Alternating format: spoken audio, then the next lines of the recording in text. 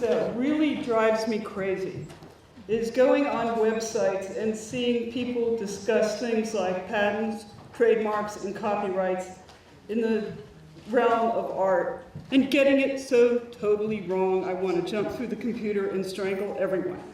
So, while not everybody in this room thinks that intellectual property is the most exciting, rapturous topic that they've ever come across, and I don't know why, some people actually think this is kind of dull. So a speech about it is going to be that much duller. So please, please, please, jump, ask questions, shout out. It's great because we all want to make it to the break. Okay, why is it called intellectual property law? Okay, the law recognizes different types of property. The first one that springs to mind is real estate, real property. Okay, that's your house, your land. The second kind of property law is personal property, your stuff, your money, your dog, your furniture, your car, those sorts of things. The other sort of property is intellectual property, which is based on ideas, its intangibles, and its assets. And that's what we're going to look at today. Now, there are 4 basic areas of intellectual property, and we're going to do these in order of least important to most important for Mosaicists, or at least the way I think of them. The first one is the one that's most dear to my heart, which is patent law. Basically, it's not important. Probably a little more important might be trade secrets. Trademarks might be even more important. And probably the one you want to look at most, and I hope we'll spend the most time on, even though it's not a lot of time, is copyright and moral rights. Okay, patents. Patent gives you the right to exclude other people from making, selling, or using that which is your invention. Okay, you're probably not inventing things, so you probably don't need to know anything about this. It can be, invention can be a process or a product, but it has to have some kind of function. So it does not protect artistic works. So I've been racking my brain for the past couple weeks trying to figure out what a mosaicist is likely to invent. Well, maybe a new tool to where you can cut glass and not inflict carpal tunnel syndrome on yourself, maybe. Different types of adhesives. If you do glass fusion along with your mosaics, maybe there's this neat way of coming up with a really cool effect that has something to do with the new fusion technique. But basically, if you spend your life making gorgeous mosaics using normal materials and normal methods, you don't ever have to worry about patents. One of the downsides of patents, and why you don't want to worry about them, is that a patent is only good in the specific country where it's granted. So yes, suppose you do come up with the great cutting tool of the century. Okay, theoretically you could get a patent on it, and theoretically you could get a UK patent on it. That's great. That doesn't do you any good against people who want to copy your invention in America, or China, or Mozambique, or Brazil, or other 180 or 200 countries out there in the world. And guess what? Each country charges for its patents. Each one requires you to have a patent attorney to assist you in getting a patent. So consequently, they're extremely expensive. Patents they take a while to grant. When you come up with the idea, you write an application for a patent, and it takes, well, 5 years is a common amount of time. You have to pay lots of fees in the meantime. They're good for 20 years from the time you file. So basically, the takeaway for patents is you don't need them. They're not for your artistic work. They're expensive. The problem, too, is if you get a patent and someone is going to infringe it, you have to enforce it. There are very few people in the world, other than star football players, that make more than patent litigation attorneys. So, unless you want to pay for their portion, kids going off to uni, don't bother. In fact, you are probably better off just putting the money towards a nice flat in Mayfair. It's that expensive. I mean, this is stuff for the big boys. So as they say in New York, where I'm from, forget about it. Now, despite all this, if you decide that you really, really do need to go off and patent something because you have invented something, and you want to ignore everything I've said up until now, don't ignore this. Oops, it didn't work. Shut it. Don't talk about your invention publicly before it's filed on. Don't sell your amazing tool. Don't sell it, don't talk about it. If you really are serious about getting a patent, go talk to your patent attorney first, file an application, then you can do what you want. If you start selling something before you file, you've blown your chances of getting a patent right in every country in the world. So that's the only thing to remember about patents. Shut it. Okay, moving then on from patents. Something that might be a little more helpful to you is trade secrets. Now, what is a trade secret? Well, probably the most famous trade secret is the formula for Coca-Cola. No one knows exactly what's in it. No one's known exactly what's in it for the past 200 or so years.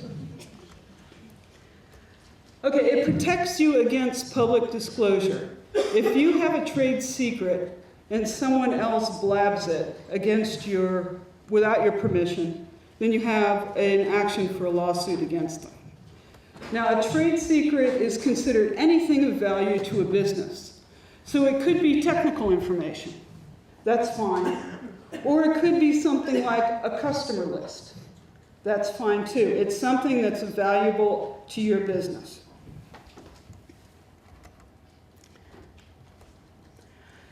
But once the secret's out there, then it's no longer a secret. So they only last as long as there's, it is secret.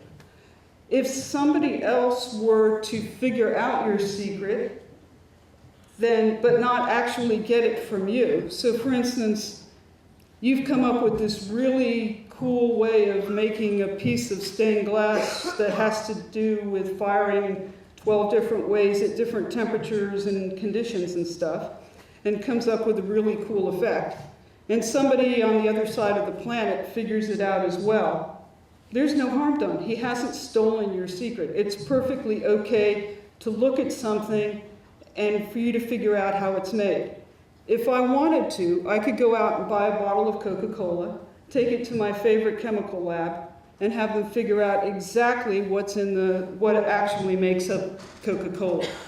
Coca-Cola can't do anything to me about that. I could then put it on the front page of any newspaper who wanted to publish it. They can't do anything about that.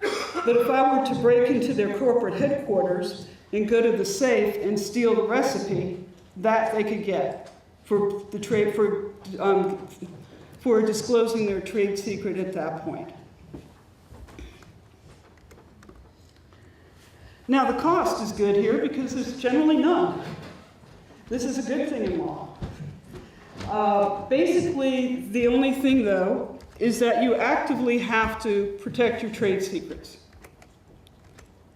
So that means don't publish it. If you have a really cool methodology that you've developed over the years and you want to keep it secret and you want other people to respect that it's your secret, don't talk about it. If you have people who work with you in your studio, or if you wanted to give classes or something like that, probably not classes so much, but if you have people who want to work in your studio, but you still want to keep your techniques on the quiet, then perhaps having confidentiality agreements with people who you come in contact with is how you would do this. And other people around you will have to be told that this is a trade secret. Like, okay guys, I'm going to do my famous neat way of getting tiles to stick to this that no one else has figured out. This is a trade secret. Do you understand? It's not leaving this room. Those sorts of things that you have to actively do in order to keep something a trade secret. And it can last as long as it's a secret, it lasts. Think the Coca-Cola formula, for instance. Something that's probably even more important to you might be a trademark. Now, trademarks are anything that designates an origin.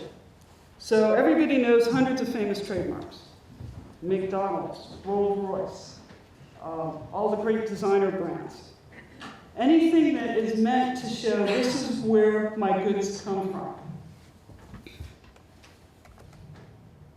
It can be a company name, a product line, a slogan, a logo, anything that people want to buy because it has from a particular origin.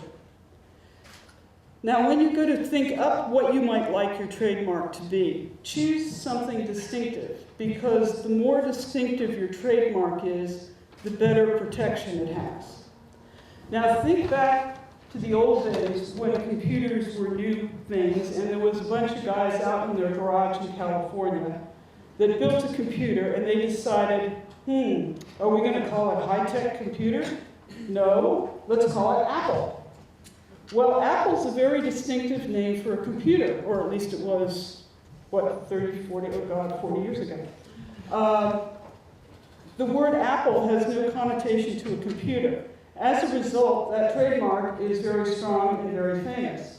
If I were to go in my garage today, if I had a garage, and build a computer, which I can't, and I were deciding to call it Apple Blossom Computer, do you think I'd last very long before Apple came after me? And guess who'd win? It wouldn't be me. So the answer is, pick something distinctive. If you're going to have a line of mosaics, don't think you're going to be able to trademark by calling it mosaics. It's not descriptive, it's not distinctive. Now, lots of people want to call something after their name, and that's usually an extremely good idea, because after all, if you get famous, it gets famous instantly. But your name is not always okay, depending on what your name is. For instance, if my name were Jody or Sony, and I decided that my line of mosaics is going to be called Orsoni Mosaics, you can bet that our friends in Italy would not be very impressed with this. Your name is a good thing as long as no one else has it first. Again, the less generic it is, the stronger it is and the more protection you could have. One of the odd things about trademark law is that you have to protect your trademark. So if you have a trademark on your goods, and you find that someone else is using something very, very similar or the same as yours, and you want to keep your trademark strong, you have to do something to get rid of the competition. So you write them a letter. You often see these things in the newspaper where some people who have, some little guy named John Lewis has some kind of little shop in some place in the middle of nowhere, and he gets a letter from the department store saying he must cease and dismiss John Lewis Bakery because it's infringing our trademark. Well, it is. And John Lewis, the company, the store, is under a legal obligation to protect its own trademark, or pretty soon there'll be this John Lewis, that John Lewis, the other John Lewis, and John Lewis, the department store, will lose its trademark as being, because it's no longer a distinctive trademark. So that's why you see a lot of these kind of goofy things in the mail, or in the newspapers, where big giant companies are picking on these little guys. It's a strange legal requirement in trademark law. You have to protect your own trademark. Okay, how can you register a trademark? Well, you can do it online now. And in the UK, you can go to the www.gov.uk site, and it costs 170 quid. And you go online, you pick what category you want it in. There's several categories for trademarks depending on the kind of goods or services you're offering. And if no one objects to it after, I think it's 6 weeks, then ta-da, you have a trademark. It gives you the right to take legal action if someone else is using your trademark without your permission. You can use the circle R symbol in connections with things. And if you're really lucky, you can sell it or license it. The downside is, like all these intellectual property laws, it's only good in the UK. If you wanted something in another country, you'd have to show that your goods or services are being used in the other country, and then you'd go through a similar procedure there. How long does it last for? Trademarks are renewable. So as long as you're using it as a trademark and you want to pay the fees to renew them, they can go on indefinitely. What happens if you find someone using the same thing but they actually were using it before you trademarked it? Okay, well the question was, what happens if someone's using the same name but they're using it before you trademarked it? They win. If they can establish a prior user right. There was a funny kind of thing about it. I'm sure you've all heard of Burger King, the burger chain, you know, the big rival to McDonald's. Well, there is a small place, or there used to be, somewhere in the Midwest, where before Burger King started, there was a little tiny hamburger place called Burger King. And it was well known in the local area, but it was never a national chain, or never even a chain for that matter. Well, Burger King, the big guys, are not allowed to call their restaurants Burger King within a certain distance of this little guy because they were there first. But the thing is, with trademark in this country, you trademark things for different things, don't you? Like, I trademarked something for ceramics. Right, the trademarks, okay. It's being used by someone in textiles, but I don't know what... Right, the question is the categories of trademarks. So yes, you can have a trademark in ceramics, and you can have the same trademark in something else for the same thing. For instance, Lexus the car. If you were an attorney, there's a big giant database called Lexus, spelled the same way as Lexus the fancy car. Well, maybe there's a corollary there. But the question is, you can have things that are called the same as long as the goods or services are considered distinct enough. It gets very interesting when companies start expanding their goods and services to where the question is, would the public be confused as to whether it's the same people offering the same goods and services? There was an interesting case that came up the other day in Germany I was reading. If any of you have ever had the punishment of trying to learn German imposed upon you, you may be familiar with the famous German dictionaries, the bright yellow ones. They are so famous in Germany that they actually have a trademark on using yellow for their dictionaries. Well, there's a language company called Rosetta Stone, where if any of you have been trying to learn everything you need to know to survive in a foreign country in 2 weeks, you will buy one of these Rosetta Stone packages. Well, in Germany, they're also yellow as their color. In Germany the other day, the dictionary company sued Rosetta Stone for using yellow because the argument would be is that people would think, since it's the same sort of language connection and yellow, that they would be from the dictionary company. And they won.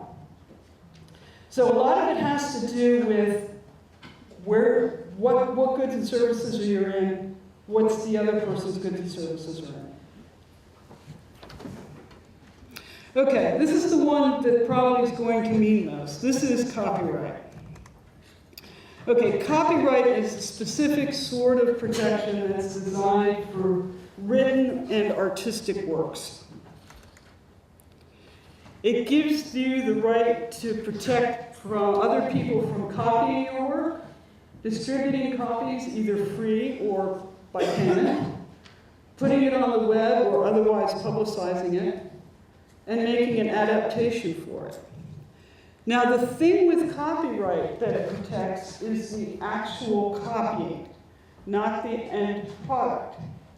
So, for instance, suppose you're doing a mosaic of a peacock. Probably most of us have done mosaics of peacocks at one point or another, or knows people who have. Well, maybe you're sitting up in your studio and you're doing it, and there's someone in California who, unbeknownst to you, is doing the exact same peacock. It's quite possible. Is there a copyright violation? No, the Californian didn't copy you. It's independent creation. What the wrong is in the actual copying. And that's what it protects against. If you were to bring a lawsuit against someone for copyright infringement, you have to show that they actually copied.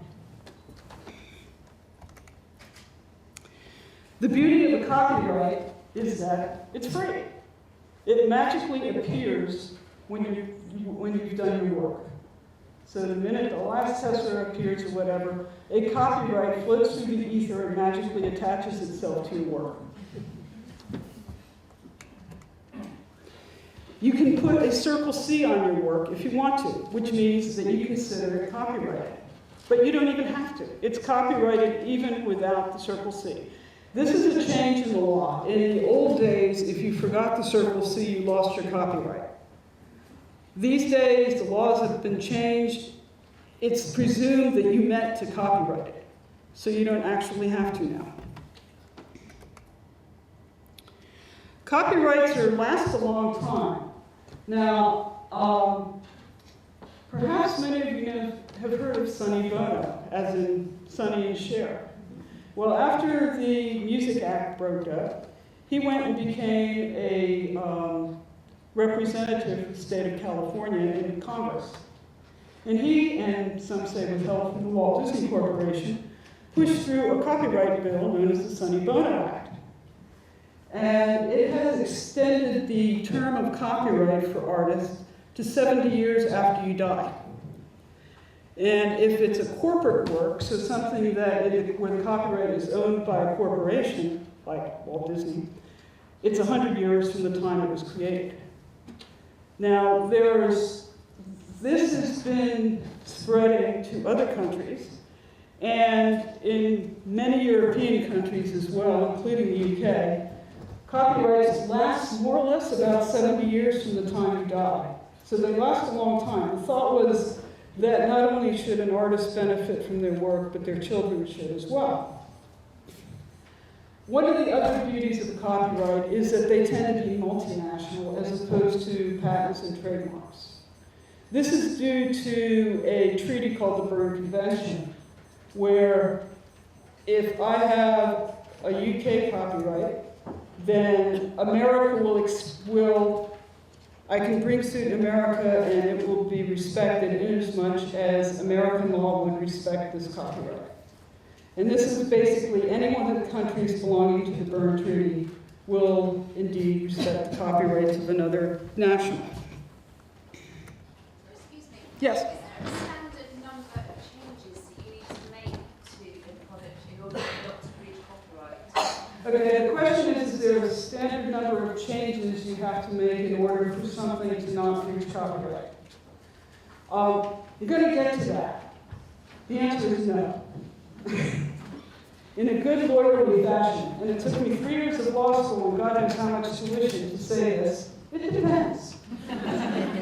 Yes. If you're making something as a commission and you're paid to make it, do you still retain the copyright?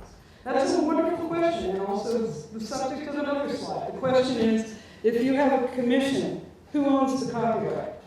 And that's another good it depends question. Okay, in the UK, There are also certain moral, what are called moral rights, that are attached to a copyright. And in some countries this is different and separate from the copyright law, but in the UK this is actually part of copyright. One of them is the right to be identified as the author of your work. There are exceptions for corporate work, so if you're hired, say, by a card company to make designs, then they don't have to say it's one of your designs, it's a Hallmark card or a Funky Pigeon card or something. Consequently, there's also the right not to be identified as the author of somebody else's work. An interesting one is that you have the right from having your work altered so as to distort or mutilate it. But we don't know if that means destruction yet. Now, some of these things come into play if you do murals. And the question is, a lot of times comes in with the, what happens when the mural's been up there and starting to go bad, or if the owner of the property wants it taken down. Either to have it repaired. Do they have to repair it? Do they want to trash the building and put up a new high-rise condo? What happens to your mural? And that I'll be talking about later, but that's one of the areas where the moral rights part of copyright comes into play. There's also, I'm sorry, question up in the back. Copyright on photos. Copyright on photos. Yes, photos are subject to copyrights. One of the interesting things is that architectural works are also subject to copyright. However, in the UK, architectural works the copyright on an architectural work is not infringed by a photo of the architectural work. So, if I have a normal mosaic of mine sitting around and you take a picture of it, you might be infringing my copyright.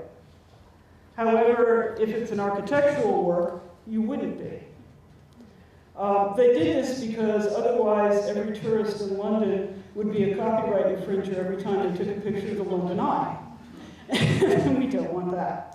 But yes, copyrights of photographs are indeed subject to, was that what you were asking? Copyright subject to photograph? Well, if I want to take inspiration from Carrie and print photographs on tiles, is there copyright on the photographs that I'm printing onto the tiles? In a lawyerly statement? Maybe. Now, there's a copyright if you're taking bits and bobs from lots of sources and making something new out of it.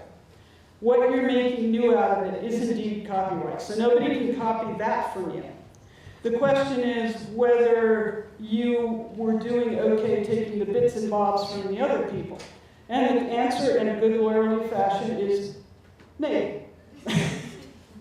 There's a lot of, it's a complicated area of law, and it depends on what country you're in, what you're taking it for, how much you're taking, and what the purpose of it is. And when a judge looks at it, they will look at literally a 10 or 12 factor analysis to decide, are you being a thief or is the other guy being a greedy pig? And that's kind of what it boils down to. Usually in some countries there are exceptions. So if you're doing parody, if you're doing something for educational purposes, if you're doing a satire, if you're doing something that is enhancing or making a different kind of artistic statement from what it is that you're taking from, then you're more likely to be okay than not. But you're asking a human being to decide this. So, yes? How about images off the internet? Images off the internet. Well, this is a tricky one, because there are certainly plenty of things on the internet that are expressly said to be in the public domain. And if you were to go in and say, Google copyright-free clip art, there's plenty of stuff on the internet which is perfectly put on the internet expressly for people to help yourself and have a good time with it. that's fine. There are lots of things on the internet where that is not the intention of the person putting it on the internet, no, and you can get in trouble for copying things off the internet, particularly if you use it in a commercial purpose. If you're not using it in a commercial purpose, well, it's kind of like driving 31 in a 30-mile-an-hour zone. It's illegal, but so what? I'm not advocating you do it because sometimes it's really, really bad to go 31 in a 30-mile-an-hour zone. For instance, if you hit somebody.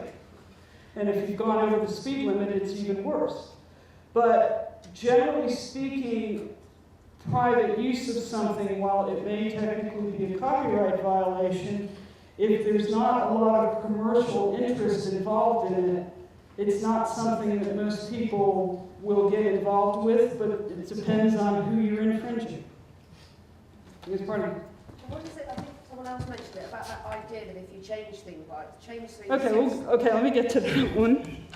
Okay, let me do this one first, and then we'll get to how much you have to change. Who owns the copyright? Okay, guys, if you've been sleeping, wake up. This is the most important part of copyright, I think, of my thing here that I want to say today. If you have a commission, and you're lucky enough to get a commission, please, please, please make it clear in a contract as to who owns the copyright. The copyright is separate from the piece itself. So, if I go down to my local art gallery and I see a piece I fall in love with and another artist has done, I buy this painting, I take it home, I put it over my couch. It's my painting.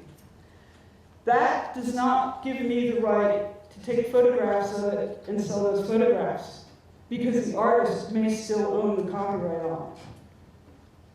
And if you're doing a commission, you want to make sure that you can control the copyright to it, because it's in your interest to do so. What happens if the contract doesn't say explicitly, I'm retaining the copyright? What happens? Well, it varies from country to country. And the judge is going to look at the contract and say, what were the parties' expectations for this? So, suppose I get a commission to do a mosaic of a Christmas tree. Okay, great, I do the Christmas tree. I turn it over, I get paid for it, life is good. About a week later, it goes, damn, I could sell Christmas cards out of this. Do I have the right to sell that image as Christmas cards? If the contract said I own the copyright, yeah, no problem. If the contract said that I'm selling my piece plus the copyright, then the new owner of my mosaic has the right to do that and to exploit it. If the contract is nothing, the judge is going to look at it. And the judge is going to say, well, would the person who bought it expect, in normal circumstances, to have the right to make Christmas cards out of this? Well, if it's a normal person living across the street that bought the mosaic to put it over the couch because it looks good, maybe not. If I sold it to someone who owns a card company, maybe the judge thinks, well, she obviously commissioned this because the understanding was that she was going to make cards. Yes? What's the difference between a reproduction right and a copyright? What's the difference between a reproduction right and a copyright? The right of reproduction is one of the many things that a copyright covers. So it is part of your copyright. Your copyright covers more than just reproduction, but that's probably the biggest part of what a copyright covers. So anyway, what I was saying, make sure, because this varies from country to country as to where and how, who owns the copyright is in a commission circumstances, and it differs. So to be safe, if you're lucky enough you got an American or French or a Canadian commission, make sure it says in the contract who owns the copyright.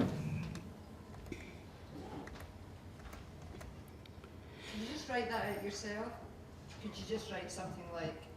Yes, and you will, upon payment of the last fee, you own, the mural and you own the picture entitled blah, blah, blah, blah, blah. However, the artist retains the copyright. I retain the copyright. The copyright is not transferred along with the picture. Yes? So you said earlier that you can just put the C on your work. Mhm. Is that still sufficient? Not in this situation. It muddies the water, you know. In your bill of sale, say this is for the picture only, it's not for the copyright. When you sell your copyright, funny things can happen. There was a case not that long ago where the Angel of the North, the iconic sculpture, was being used as an advertisement for Morrison's Bread, where they were projecting a baguette across the angel's wings. The artist didn't own the copyright. The artist had no control over that. So be careful. One of the things that is the problem is that in a lot of public commissions these days, it's becoming more and more common for the commissioner to say that they will retain copyright. And often this is a non-negotiable deal. And if that's the case, well, then it becomes, is the commission worth it? And that's going to involve things outside of copyright law to you as to whether it's worth it or not. Probably for most of us it is, to be perfectly honest. Yes? What if you're selling your pieces in a shop, so it's not a commission, so you're not making a contract, but you're selling in a shop or an exhibition? Okay, the question is what happens if you have a piece in a shop rather than an actual commission? In that case, again, you own it's presumed that you own the copyright. And again, the commissioning stuff comes in under a doctrine called work for hire. It's the same sort of thing. If I had a big mosaic studio and I hired you to come into my studio to make my designs, your work is work for hire. I would own your work because I paid for it. I paid for it. Or you know, anything where you're making work for a company as part of your employment, your employer will own the copyright. But a commission's a little different, because if you want me to make work for you, you're not really my employer. I'm still a free agent. So then it becomes iffy as to, well, how much of the work do you own? And the copyright in some countries is presumed to stay with the artist, but not all of them. But it doesn't hurt. Just put it in the contract, and at least you'll either discuss it or you'll know one way or the other and can plan accordingly as to what happens with it. With murals, sorry. Just one more. If you're being commissioned to do a piece for the community, so though you might be sketching out the design, but the community are involved in the making and the finished product, which then might be replicated, I don't know, on calendars or whatever. Who owns the copyright then? Okay, the question is, if you're doing something in a community and you've basically done the design, but the community does the work for it, and then it gets replicated like in calendars or things like that, what happens to the copyright? In this case, it becomes, who is the artist? If the people follow your design fairly closely, and it's meant to be, this is what the design looks like, and here's colors you use, and here's how you fill it in, and like that, I think you would be considered the artist rather than all the people who actually stuck the tiles onto the wall, because you were the creative element in it. If you have something that's a lot more freeform, then it gets muddier. And perhaps there's an argument that some of the workers were actually contributing to the design and to the end part, and you might have some sort of joint copyright in that. Again, if it's a public commission, the chances are pretty good that the authority who's commissioning it is probably going to require that they have the copyright anyway. I don't know, people who've done these, have you encountered that in any of your works, whether commissioners, they think of it? No. After lots of public art commissions, and invariably copyrights are, That's good. yeah. No I think I need to read my contract. Yes, yeah, read the contracts, guys, yeah. I don't know. They're boring, but they're important. For murals and architectural works, we generally, again, this is complicated because rights not only vary from country to country on what your copyright covers and where the mural is, it also, local land laws also come into play here. And things like zonings and other kind of planning permissions and stuff come into play.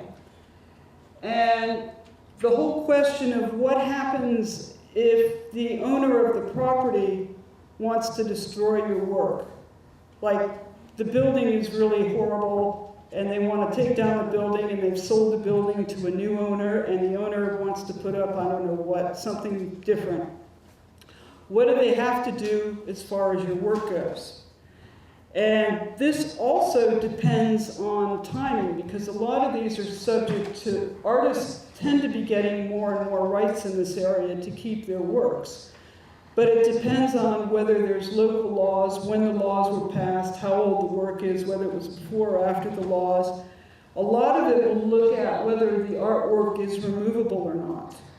Often, if the artwork is a removable type, the person who wants to destroy the building would be required to remove the artwork and preserve it, even if it's not displayed prior to the destruction of the building. But it's a very complicated area, but it's the sort of thing that if you get a commission, maybe something like this could be talked about to forestall problems in the future on it. Okay, another question that comes up all the time, internet copying and how to prevent it. Now, most of us, 5 minutes, okay, 5 minutes, I'll talk fast. Okay, most of us aren't that interested in copying other people's work. However, most of us worry about other people copying ours. Now, the same way that Christie's and Cartier can't prevent people breaking in to steal the diamonds, you can't prevent people from copying. If people really want to and determined enough and know enough about computers, they can copy it. You can discourage it, though. So some of the things you can do is, if you put your artwork up, is to use watermarks on it. Put copyright symbols, text near the images. Use the lowest resolution that's practical to still get your work up there. Disable the right click. I don't know how to do it, but there's instructions on the web that say you do. But what happens when someone does? Well, I think the question is, you have to look at it and say, is this merely an annoying person on the internet who swiped my picture? Or is this something that is really a commercial copying? They have different consequences and what you should do about them, because you don't want to get a lawyer involved if you don't have to. You don't want to pay tons of money for this. You have better things to spend money on, like feeding the cat. You could always ask the person to take it down, give credit, or something like that. It often happens. If that doesn't work, you can often ask the provider like Google or Facebook. They have procedures you can go through to take down the sites. If it's a commercial copying where someone is really copying your design and selling it for money, then you really do need some good legal advice. And at that point, you're going to have to make a business decision as to whether it's worth the damages, as to whether it's worth pursuing it through a court system. And that, again, will come down to a business decision. How much is it good? It's an urban myth that 10% is good. It depends on what you're copying, how some countries have specific exceptions. So if you're doing something for a parody or a satire, it's okay. If you're not, it's not okay, or vice versa. Some countries have a general idea. If there's any kind of commercial use involved with it, it's probably not okay. If it's a private use, it probably is okay. Okay, any other questions before we have a break? Yes. I'm sure other people must have seen this, and I can't remember the details, but there was an instance where one of Lillian Brocker's Queen Esther mosaics was copied onto a T-shirt and sold. Yes, commercial copying, infringement, call in the lawyers. But it seemed that they got away with it. I can't remember the full story, but I do remember a piece, whether it was on the BAMM Facebook page, I can't remember, and it seemed that there was nothing that she could do about it. I don't know if anybody else knows more about it. I'm sorry, I don't know that one. I can't comment You've got on to that. be in a position to be able to afford a lawyer, and I'm not sure that many people in this room can afford to sue anyone for anything. I know I couldn't. That's a problem. I think some in the back, yes. Yes. Is there a difference between intellectual property rights and copyright? Copyright is one of the many intellectual property rights. So intellectual property rights is a generic term that encompasses patents, trademarks, and trade secrets as well as copyrights. Thank you. Mhm. So the idea about changing things, like Tamara was saying, because I do take any image I want, Mhm. regardless of copyright, I always have done. If I take it, put it on a tile, put it into a mosaic, it's part of a bigger piece, put things on it, have I changed it enough to... Maybe, probably. So it's just all about going to... Probably. The world is changing in this area, and I won't be much longer because I know we have a break coming. But if you want to corral me afterwards, that's fine. The world is accepting things that, like in the world of music, where you take a snippet of this person and a snippet of that one, and you put it together and you have a new song that's really got 50 snippets in it. That is considered a lot more of an art form than it was even 10 years ago. And I think the point is, if you take a little snippet of someone's thing and it's in a 30-foot mural, there's a lot of mural that's not taken. So I think it's the sort of thing where there's a risk, but I wouldn't stop doing it. Okay, thanks, guys. Okay.